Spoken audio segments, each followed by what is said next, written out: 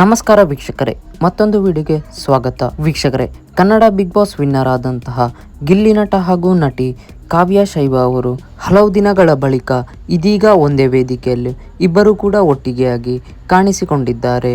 Big boss ಮನೆಯಲ್ಲಿ ಜನರ ಮನಸ್ಸನ್ನು ಗೆದ್ದಿದ್ದಂತಹ ಇದೀಗ ಈ ಒಂದು ಜೋಡಿ ಮತ್ತೆ ಒಂದು ಶೂಟಿಂಗ್ ನಲ್ಲಿ ಇಬ್ಬರು ಕೂಡ ಒಂದಾಗಿ ಕಾಣಿಸಿಕೊಂಡಿದ್ದಾರೆ.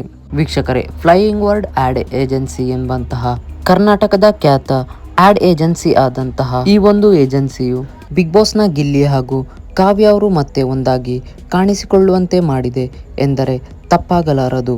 ನಿನ್ನೆ ಅಷ್ಟೇ ಗಿಲ್ಲಿ ಹಾಗೂ ಕಾವ್ಯ ಅವರ ಜಾಹೀರಾತಿನ ಶೂಟಿಂಗ್ ಒಂದನ್ನು ಕಂಪ್ಲೀಟ್ ಮಾಡಿದ್ದಾರೆ ಎಂದು ಹೇಳಲಾಗುತ್ತಿದೆ. ವೀಕ್ಷಕರೇ, ಗಿಲ್ಲಿ ಹಾಗೂ ಕಾವ್ಯ ಅವರು ಜೋಡಿಯಾಗಿ ಈ ಒಂದು ಜಾಹೀರಾತನ್ನು ಶೂಟ್ ಮಾಡಿದ್ದಾರೆ.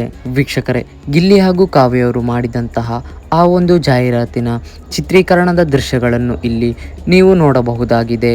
ಇದರ ಬಗ್ಗೆ ನಿಮ್ಮ ಅನಿಸಿಕೆ ಏನೆಂದು ತಪ್ಪದೇ ಕಮೆಂಟ್ ಮೂಲಕ ತಿಳಿಸಿ.